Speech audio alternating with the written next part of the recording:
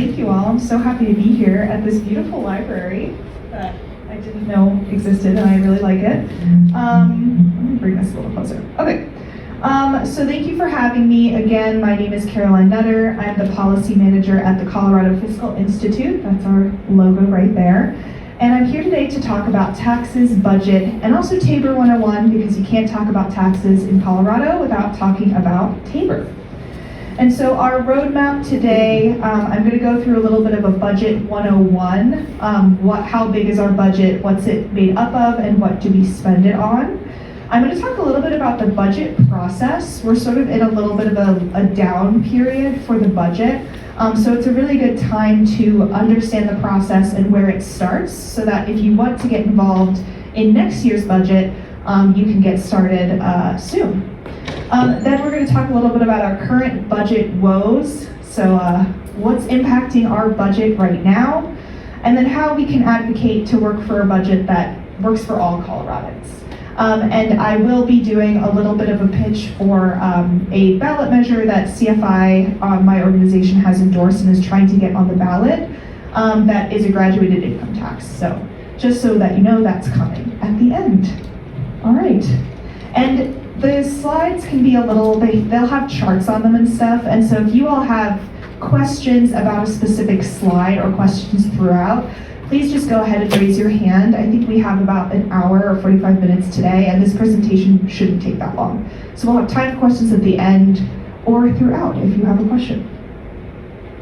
All right, so let's get started. Let's take a really big step back and talk about our state budget as a whole.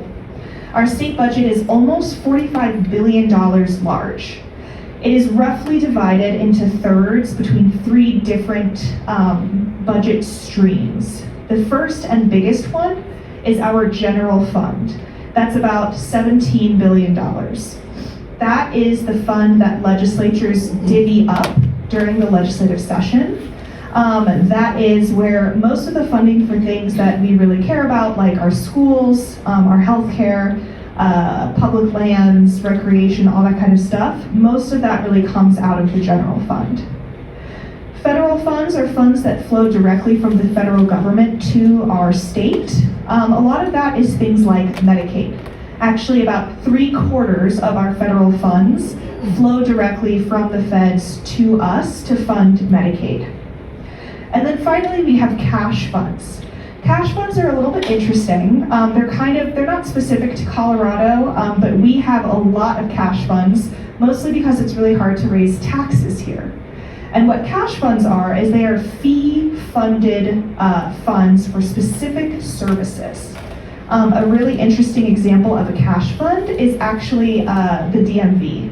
So when you pay your motor vehicle registration or anything that has to do with your car, all of that money goes directly to roads and road maintenance. So instead of it being a broad tax that you pay that then goes to teacher pay or updating the HVAC for your library, those go directly from road users in cars to the roads. And so cash funds are this sort of fee-for-service vehicle that not a lot of other states rely as heavily upon as we do here in Colorado.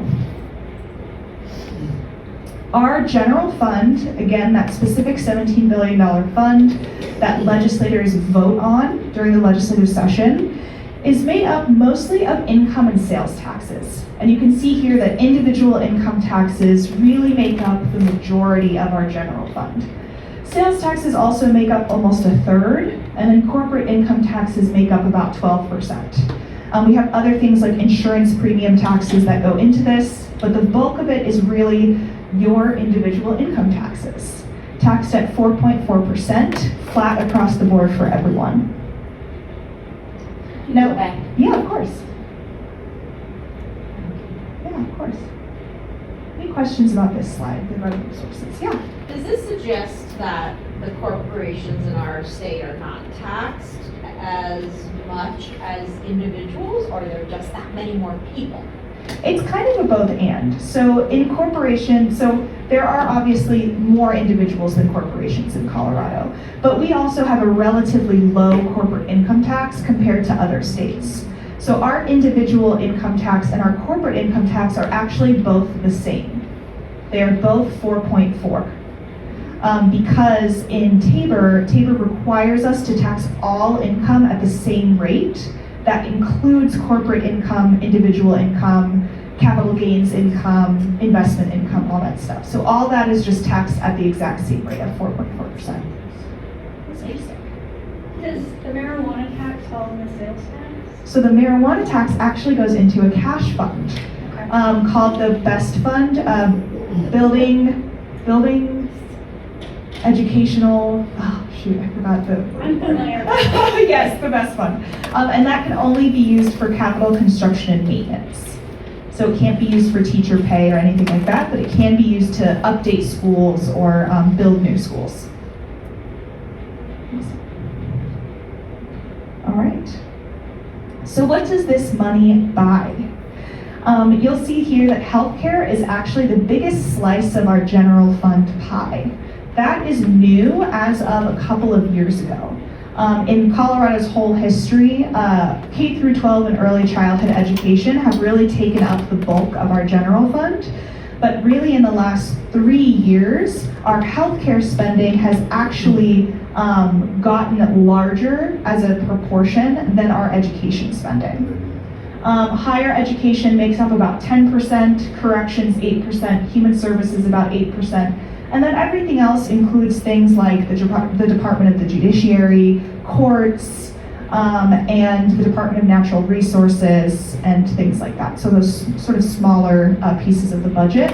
But education and healthcare are the two biggest things that we spend money on as a state. Yeah? Are you going to break down with healthcare at all? So I don't have slides in that, Okay, so that today. Is that just Medicaid? It's a lot of Medicaid. So it's a lot of Medicaid and Medicaid administration. So we cost share our Medicaid with the federal government. For normal populations, we cost share our Medicaid 50-50.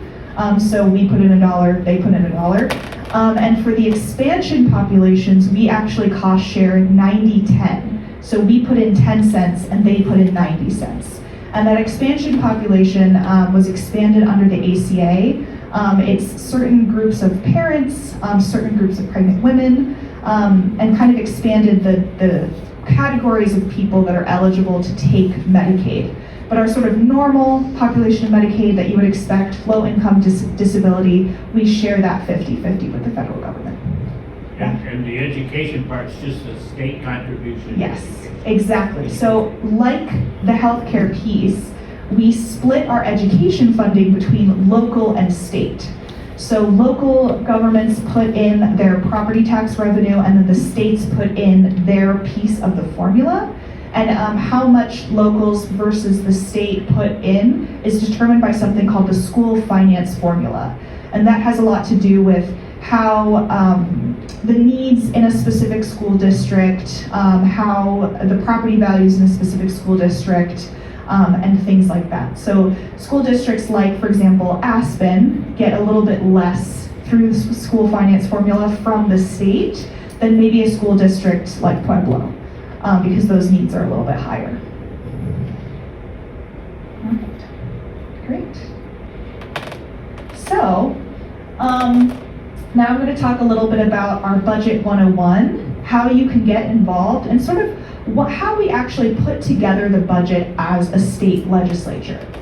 So our Colorado fiscal year runs from July 1st to July 30th, so it doesn't follow the fiscal calendar, which is why a lot of the time when you see fiscal year or when we're talking about the budget, it will be fiscal year 25-26 or fiscal year 26-27, because it actually spans 2 calendar years. So that is a little confusing, and I will say I still make mistakes because of that. So it is not something that is super intuitive. We also have to maintain a balanced budget. All states have to balance their budget. They cannot end the year with debt the way that the federal government can. And so every dollar that we spend has to be matched with dollars of revenue. So some key terms in our Budget 101. The executive budget is the budget that the governor presents to the legislature on November 1st. That is a public budget. It just gets posted on the website on November 1st. And it's actually part of the governor's constitutional requirements to post a budget by November 1st. That budget does not have to be followed. So there's a lot of times where the legislature is maybe a different party than the governor's office. And so in those cases, the legislature might not take a lot of the things that are in the governor's budget in building its own budget. But ultimately, they have to work together to craft the budget. The long bill is Colorado's Annual Appropriations Act. So that is the bill where all of that general fund money is kind of divvied up between departments. And then economic forecasts are really important quarterly presentations that are given by the Legislative Council staff. So you'll have someone who's going to come present to you guys who's on the Legislative Council staff. But they also have economic forecasters that say, here's what our revenue is projected to be. Here's what we are assuming we're going to get in terms of individual income taxes, sales taxes, and corporate taxes. And then the Joint Budget Committee, which crafts the long bill, then takes those forecasts and use those assumptions to build their budget. So we're always kind of working off of projections, which is sort of an interesting, it's just how all states and all budgets work.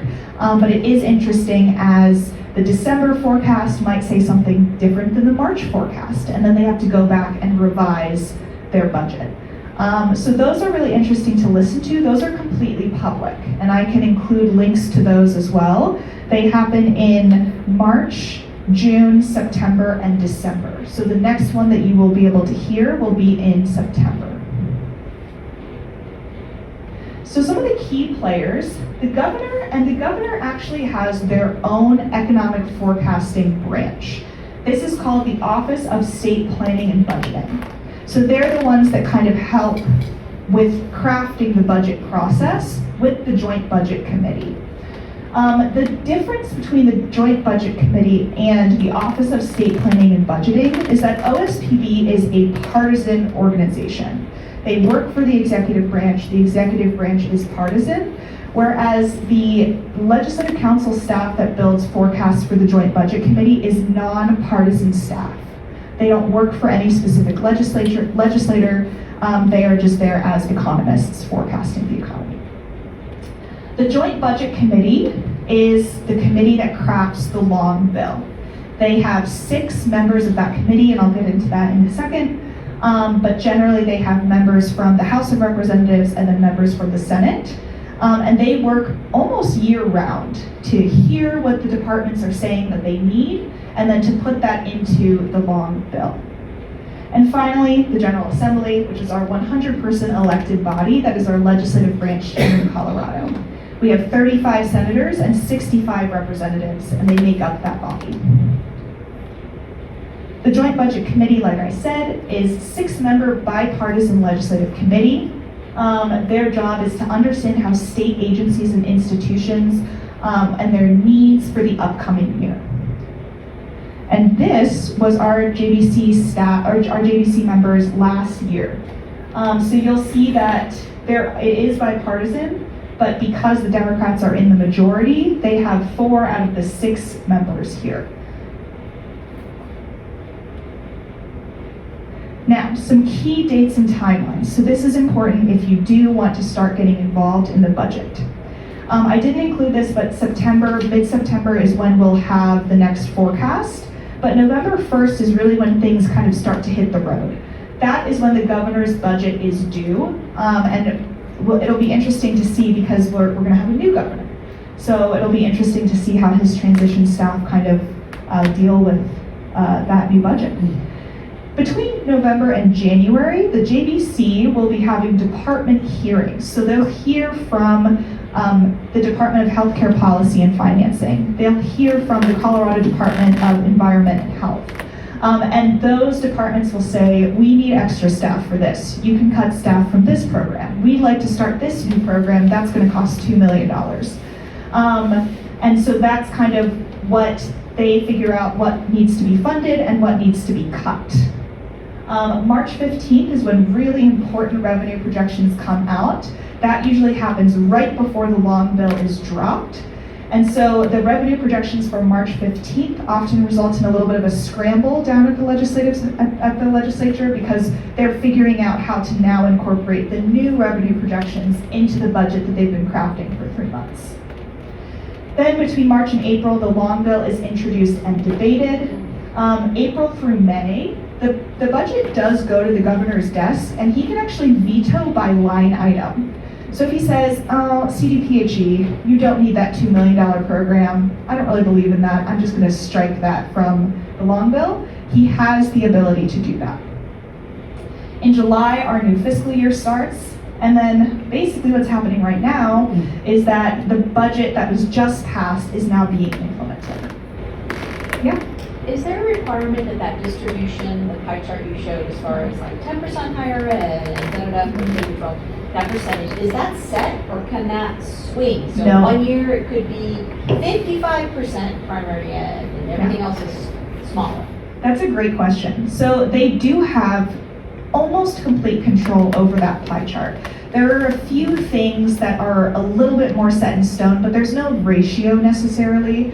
For the school finance formula, that is binding to an extent. If they want to change how much the state share is going into the school finance formula, they have to statutorily change the school finance formula. And the school finance formula, the school finance bill is actually different than the long bill because it is formulaic in that way. The other thing that doesn't change quite as much is healthcare spending. Because we get those matches from the federal government, it's not always advantageous to cut from Medicaid because we get that match from the feds. And so if we cut, $1 from our traditional Medicaid population, we lose $1 from the federal government as well. One place that often gets chopped, and actually if I had a historical pie chart, you'd see that it went from like 15% to 10%, is higher ed. And higher ed is often one of the first things on the chopping block because there is no formula to determine it, there is no matching from the federal government, and so that is oftentimes one of the first things that really comes up to get cut. Yeah. In the line item veto, there's no indication of when the budget is actually passed by the legislature. Does that mean that they can override that veto? Can the legislature override a veto? The legislature can override a veto. I don't think they have ever overridden a line item veto from the budget. What are some recent examples of line item vetoes? That is a really good question. I actually don't have the answer to that, but I will look that up because I'm sure, especially with this governor, there's probably some interesting stuff that he's taken off. Awesome. So one quick Yeah, question. no, go for it. So November 1st, the governor's budget is due. The new governor comes in January. Yes. All right, so can the new governor then overwrite the previous governor? Yes. So that's why it's not binding. It's non-binding, yes. And whoever the governor will be does have a lot of documents that they have to produce in the first 100 days, and a proposed budget is one of those. Yeah. Can you clarify, you had said, I believe, that the budget legislative staff are nonpartisan, but the joint budget committee is bipartisan. Yes. Is that correct? Yes, so the Joint Budget Committee is made up of legislators, and they are bipartisan. Their staff, Legislative Council staff, is nonpartisan, in that they're just regular people, regular employees who are hired. And that's different than the governor's budgeting staff, because the governor and the executive branch is a partisan office. So, Well, yeah, so who appoints these people? the governor. Oh, to the JBC? Yeah. The JBC is, they're elected within the actual body of the legislature. Oh, they're elected by the legislature. Yes, the chairs, so they're made up of, there's 2 chairs of both appropriations, Senate appropriations and House appropriations. Those chairs are chosen by the leadership of the House and the Senate. And then the rest of the members are elected. So it's definitely skewed towards Democrats. Yes, it is, yes. At this point. Yes, especially because both of the chairs are the majority party.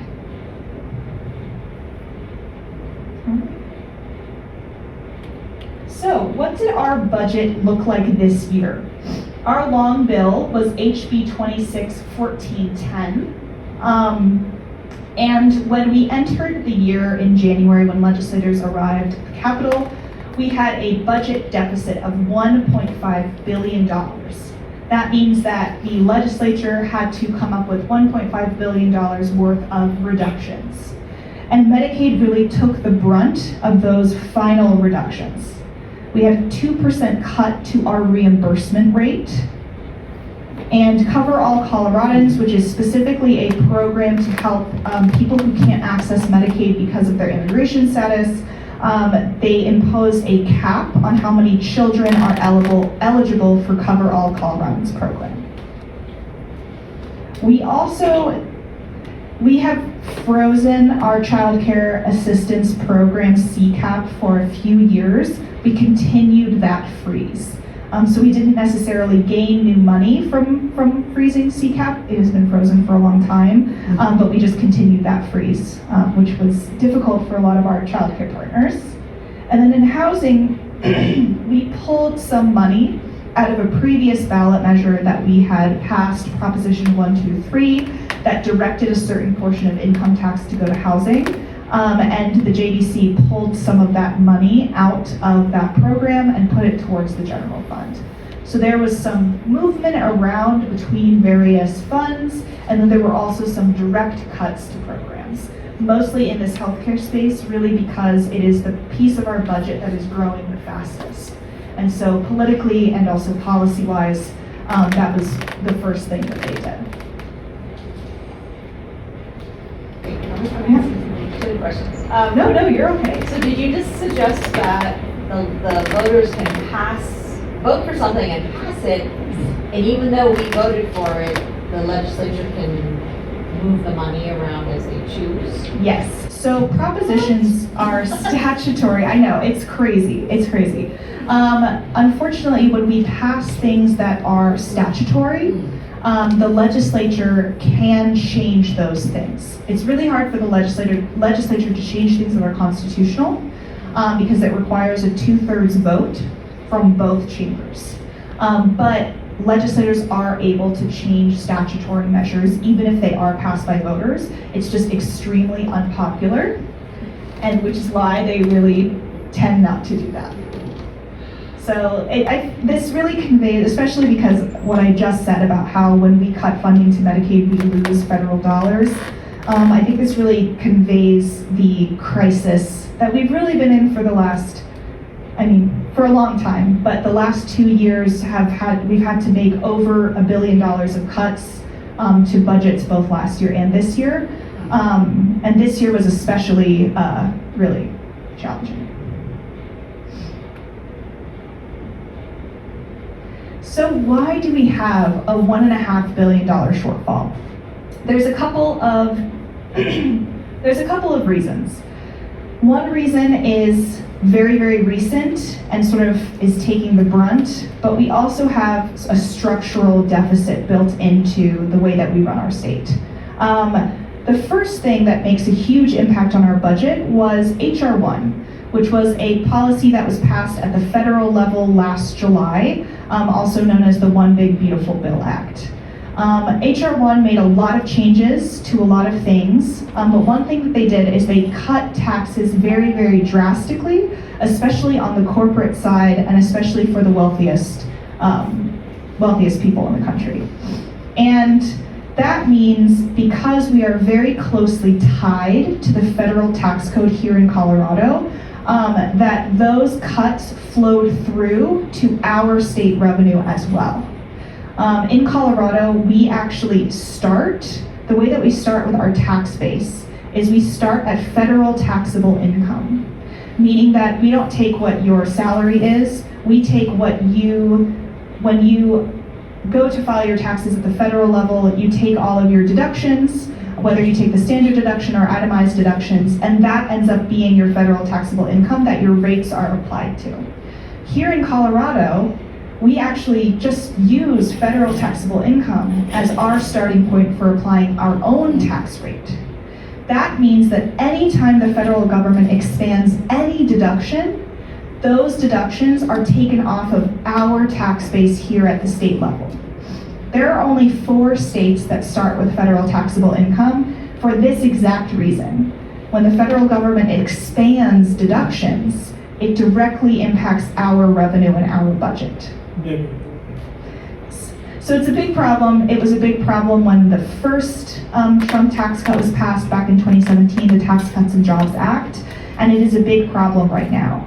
And it is taking the brunt of our $1.5 billion deficit. And I showed this chart, which just shows the cumulative tax reduction by income in this country.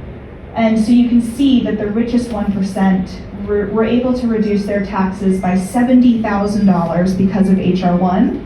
And the bottom 20% only reduced their taxes by $70 through HR 1. So HR 1 did cut everyone's taxes. It just cut taxes for those who have larger incomes significantly more. Just a question. Yeah.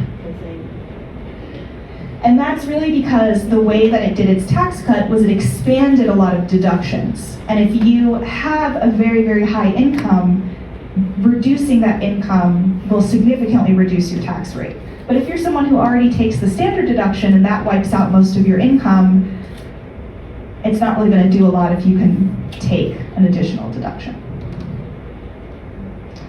And then of course, oh yeah, go ahead. No, go for it.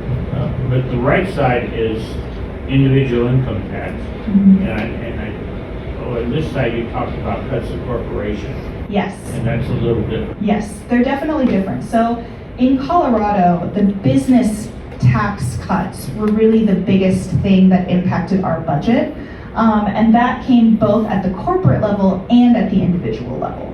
And so there was a lot of accelerated depreciation, which is a very complicated tax term, but if you have a business, you'll know that being able to deduct the full cost of anything that you buy for your business, any expense, right in that first year is pretty unusual. Usually you have to depreciate it over time.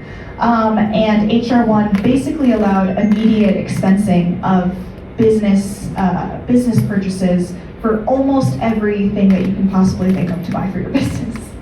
And really, again, there are a lot of businesses that are in this middle to low bracket. There are a lot of small and medium-sized businesses that when you expand these deductions really large, it kind of just wipes out their tax liability. But if you are making over $1 million a year, you can really benefit from just taking one deduction after the other. And so that was that impact. Questions about HR? Before we talk about TABOR, everyone's favorite subject. Well, I don't want to blame everything just on HR 1 because we have our own problems in Colorado. And TABOR is really sort of a big piece of our budget that I am always excited to talk about because it's so different than any other state in the country. TABOR is one of the reasons why we have what I like to call a structural deficit here in Colorado, meaning that our revenue just is not allowed to grow fast enough to keep up with our basic needs as a state. And so, this is just a recap of our budget situation. This is the most complicated chart in the whole slide deck, I think. So, just don't worry if it's intense. But basically, what this shows is our general fund growing over time. And so we start in 1996, and we have something called, you see this gray line, called the TABOR limit base. And this is a really good illustration of how we are capped in a way that impedes our organic growth as a state. Our TABOR limit base basically says that we are only allowed to grow by inflation plus population every year. We were able to take out a really a really bad impact of the first iteration of TABOR through referendum C, which was passed in 2005. That took out something called the ratchet down effect, which basically just made it so that recovering from recessions was really hard. But you can even see that with the Ref C cap, which is significantly higher than the original TABOR cap, we still have these huge surpluses running through, and especially after COVID, running through, and we're giving that money back when we can't really afford to actually do that because we're making these cuts every year. So there have been several years where we have given back millions of dollars in TABOR rebates and still cut our budget by $1 billion, $500 million. And so we're in this uncomfortable situation where we want to make sure that people get TABOR refunds, but also we want to make sure that the budget is fully funded. And so this cap and how it grows, I'm going to talk a little bit about that in a couple slides, but really the way that it grows, it is especially an impediment in Colorado. So, TABOR does a lot of things. It actually is very short in terms of the words in it, but it does a lot in those short words. It strips the legislature from being able to make tax policy decisions, and really the tax policy decisions that increase taxes. The legislature can cut taxes all at once, any day, but the voters are the only decision makers in the state that can actually raise taxes. And that is at all levels of government, local and state. It ties the state hands with a strict revenue cap. And I'm going to talk a little bit about why that revenue cap is so strict. It also prohibits tax options to raise revenue. So like I said, TABOR mandates that single rate, and so it by definition prohibits things like a luxury tax, a luxury sales tax, a luxury homes tax, or a graduated income tax. And then it also sets election provisions. So when you see ballot measures yelling at you, shall taxes be raised in all caps, that all caps is actually mandated by TABOR. We can't put that in lowercase, which I just think is interesting. So it limits the government's ability to raise revenue, and it does that by requiring voter approval for any new tax or debt, any tax or debt increase, any increases in local property taxes, or any tax policy change that results in net new revenue. And so if we wanted to do something like decouple ourselves from all those new deductions that were just passed at the federal level through HR 1, we would actually have to do that in a ballot measure. We could not do that at the legislature. Any questions on this particular piece? And we're the only state in the country that has this particular tax expenditure limit. A lot of other states have spending caps, revenue caps, but the complete stripping away of the legislators' abilities to raise revenue is completely unique to Colorado. It also limits revenue collections. So state and local budgets are limited to a cap that grows by inflation plus population growth. If revenue exceeds that cap, the money has to be returned to the voters. Most local governments have actually voted with voters at the ballot to remove their cap. That is called de-Brucing, after Doug Bruce, who is the author of TABOR.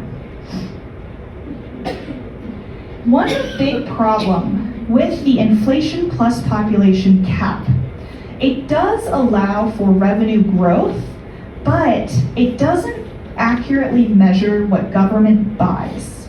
So specifically the inflation measure, we use the Consumer Price Index, or CPI. The CPI really measures things in this left-hand cart. It measures what consumers buy. So it measures the price of clothes, the price of milk.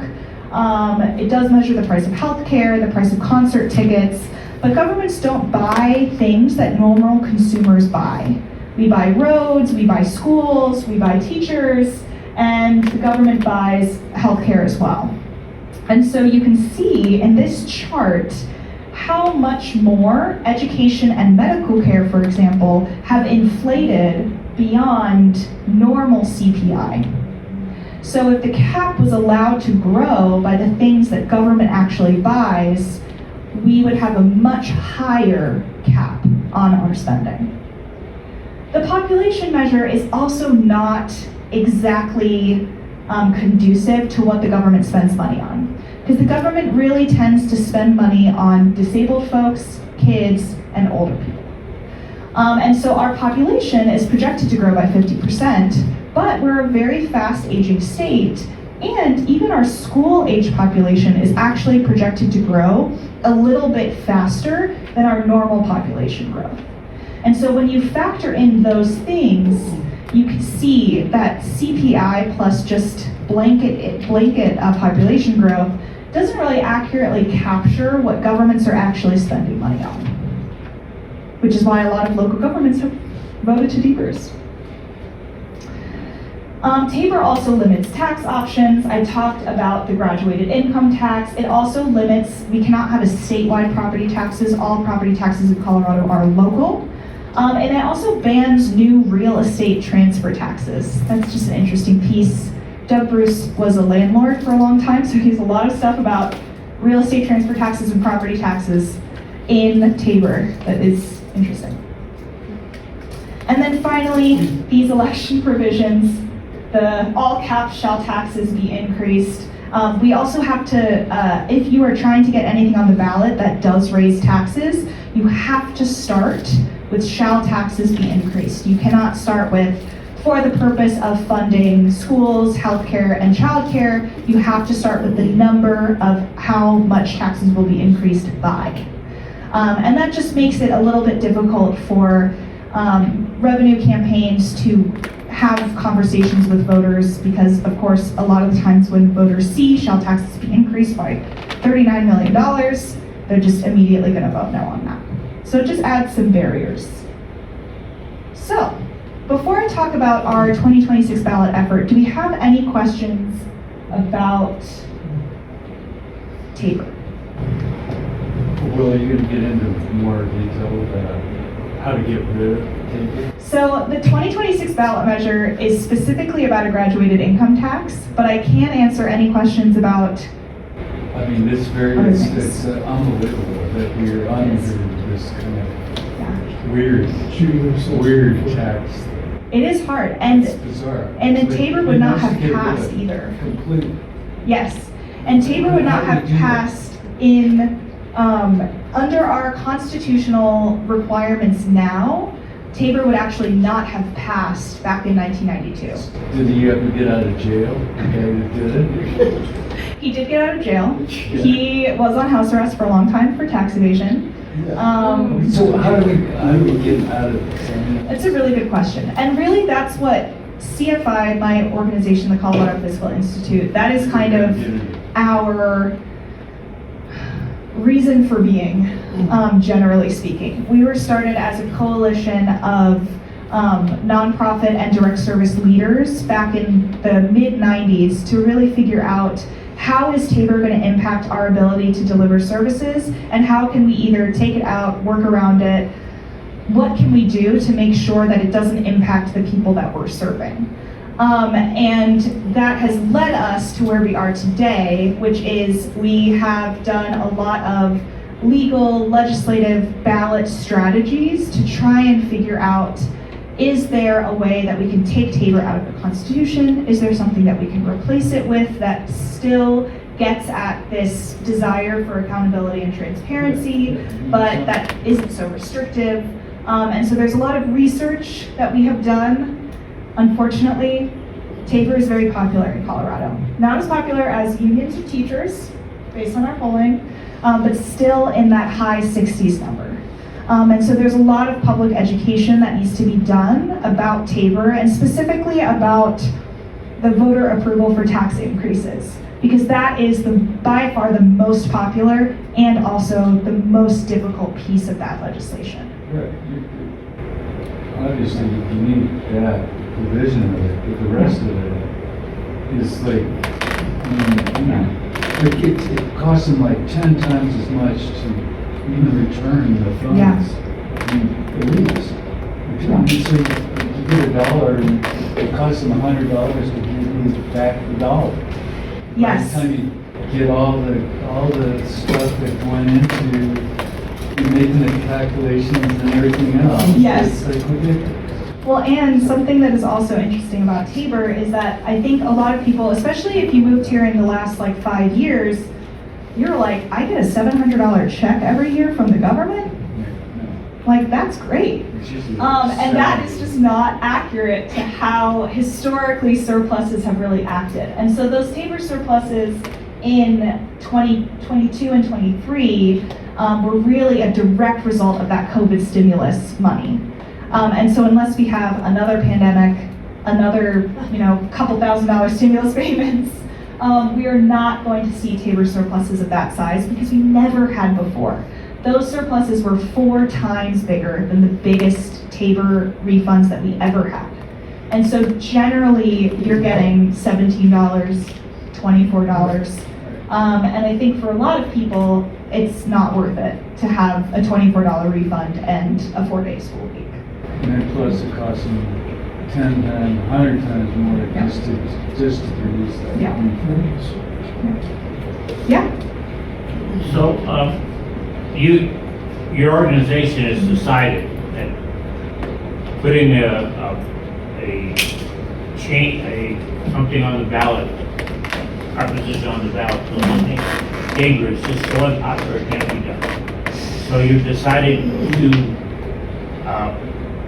piece it to death, Sort of, yeah. chip away at it, yeah. So- Is that a good summary of the situation?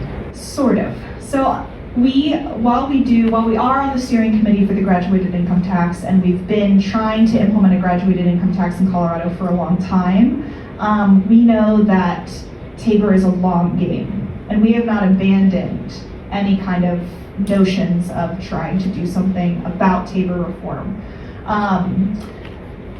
This particular measure is the result of a lot of partners that are really, really desperate for funding. It's the result of teachers associations and Medicaid consumer advocates, and Western Resource Alliance, which is actually going to come talk to you guys about data centers, is part of our coalition.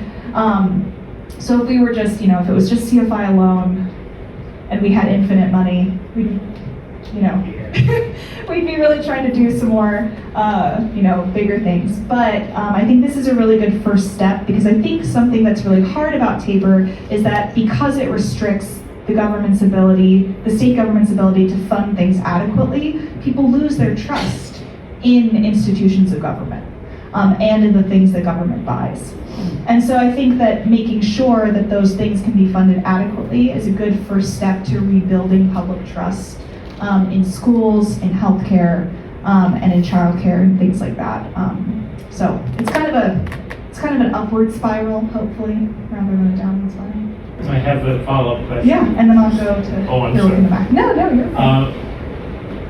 So it seems to me that the obvious thing is to decouple corporations from individuals. Mhm. But that's not going to happen with this proposition.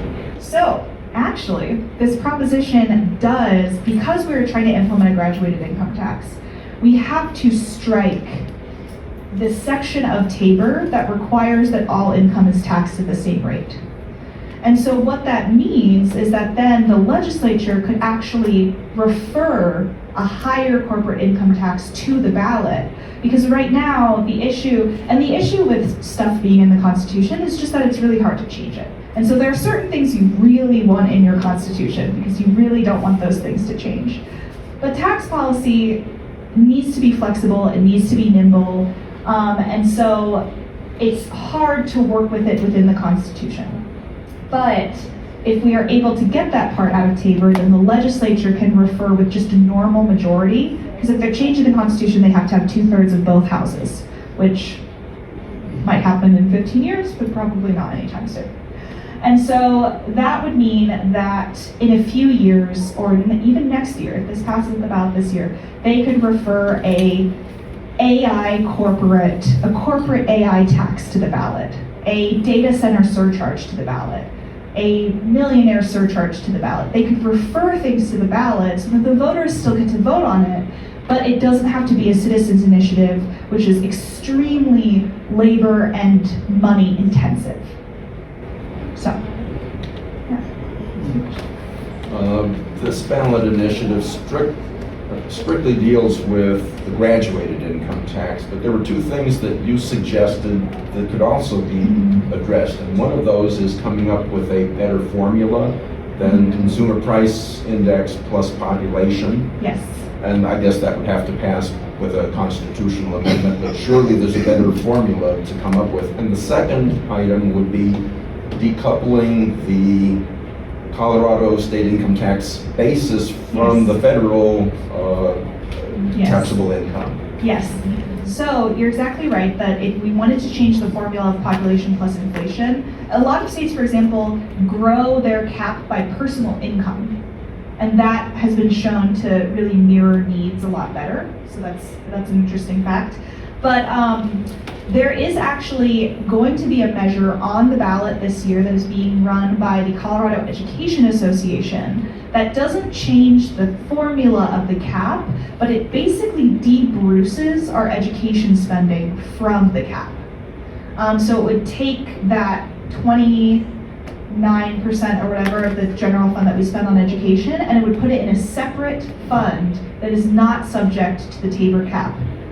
So that is sort of an interesting way of like not directly fixing that problem, but fixing it for the time being. So that is interesting. And then your second question was, Oh, the second way. One was- about the FTI, yes. So we could decouple from the federal government. We could go back to AGI as our base, our tax base. That would be a tax policy change that results in net new revenue. So that would actually have to go to the voters. So the legislature could refer something to do that, but it is just expensive to run a campaign. So they would have to like find someone who's willing to run that campaign, explain to people what that means, and it would just be an expensive endeavor. So, yeah. So last year, if I remember correctly, we were successful in keeping, I think it was the school lunch program and not having to refund that. So Yes. is that an option in bits and pieces to Yeah. take these revenue surpluses and ask to keep them? Yeah, it is definitely an option. Again, really the biggest impediment to these ballot campaigns is money. Because unfortunately, there is a side that has a lot of money and a side that doesn't have a lot of money.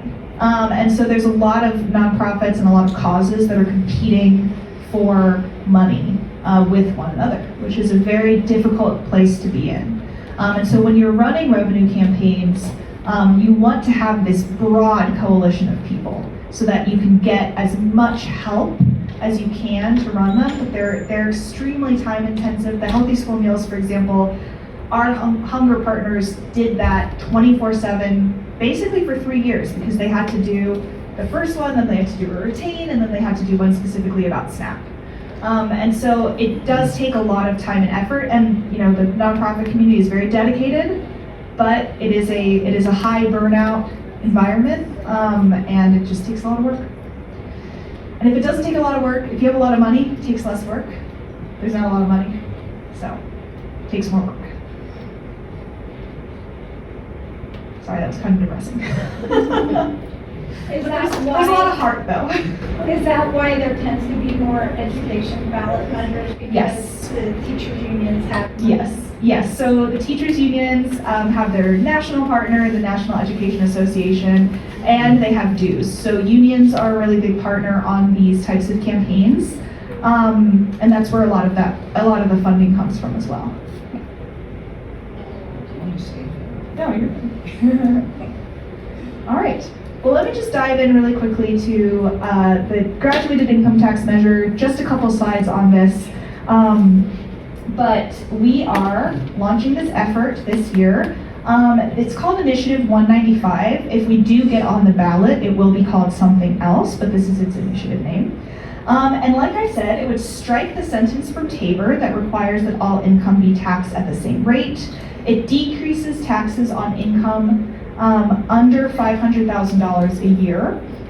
It raises tax rates on the top 2 to 3% of earners in Colorado, and it raises $2.7 billion of new revenue for specifically healthcare, education, and childcare. It also applies that same graduated rate to corporations. And then it requires an annual audit of that new revenue, which will be in a separate fund than the general fund. And there are no changes in TABOR rebates. It doesn't do anything to the cap. And there will be a public report every year on the spending of that money. The new rates would change, so we are 4.4 across the board right now. Our lowest rate would be 3.7, and our highest rate would be 8.4. So again, the annual income rate is based on federal taxable income, since you haven't picked up on that. So this is based just on AGI. Good question. And if you are interested in getting involved, this PowerPoint will be sent out, so you don't have to take out your phone or do anything right now. I do have my petitions right here. If you have not signed and are interested in signing, I'll just have to put my little badge on so that it's all legal. But please stay engaged, join our efforts. Like I said, CFI is not stopping at the graduated income tax. We're an organization that has been advocating for TABOR reform and structural reform of our tax code for almost 25 years. So we are in the trenches all day, every day, and happy to answer any additional questions about the budget, TABOR, or tax policy. How many more signatures do you need? Like, how is this going? That's a good question. So to get on the ballot, we need 125,000 signatures. Because this measure changes the Constitution, we need those signatures to be distributed all across the state. We need 2% of every registered voter in every Senate district to sign this petition. And so there are a few Senate districts that we have closed out already, unsurprisingly, Cap Hill and other central Denver Senate districts. It is going to be a tight finish. I am cautiously optimistic that we will be able to pull it off. But like I said, funding, time, this is almost a completely volunteer-run campaign. And our volunteers are really wonderful, but it's hard out there. So if we don't make it, I'll come back in 2028 and we'll have this conversation again. Yes. So I think you said that if 2/3 of the House and Senate at the state level are willing to amend something in the Constitution, it can pass. It can get sent to the ballot. Because of the ballot. And so I hear or understand we have like a super majority, or what Democrats have, so one party has a big majority. So even though that's true, that this has not happened. So we had a super majority. I don't think we have one in 2026, but we did have one in 2024, but only in the House of Representatives. So in the Senate we did not.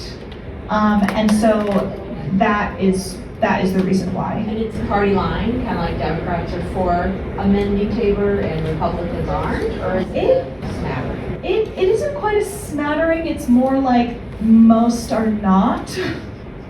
No, that's not true. Most don't want it. Most, unfortunately, because of TABOR's popularity and perceived popularity, because it's actually less popular than people assume that it is. People are pretty unwilling to, go to bat to make changes to TABOR.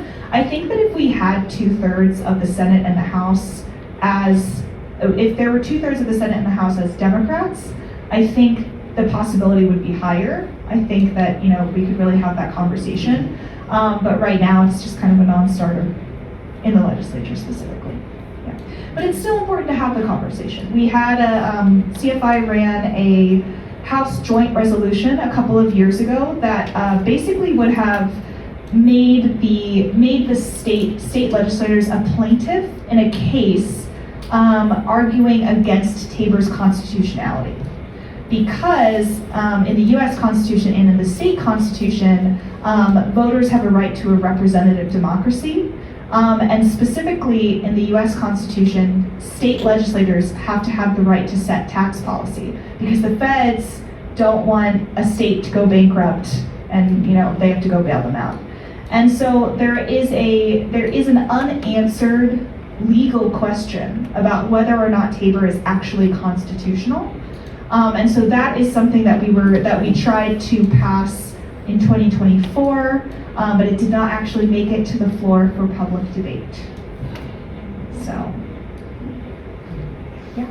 Can you put the proposed slide? Yeah, this one? Yeah. Yeah. And can you clarify, this does not decouple from the federal income tax, or No. it does? It does not. It does not. So the starting base is still federal income. It's the starting base for this income range is AGI, but it doesn't actually decouple us from the federal government, if that makes sense. This table is sort of for the purposes of like when you are thinking about your salary and you're kind of going through the list, you don't often think of like, oh, what's my federal taxable income? You just think of your salary. So that's why in our slide for like public presentations, we have this income range is just what your gross income is. Just for the purposes of people figuring out like what your tax rate would be. But isn't that, but then when we go to actually pay our taxes, So that would make no sense. That makes sense. So that is on the ballot. So on the ballot and the petitions, there is a graph of what your tax decrease or increase would be, and that is based on FTI. Okay. Yeah. And you can come up and look at it on the petition if you want to. Yeah.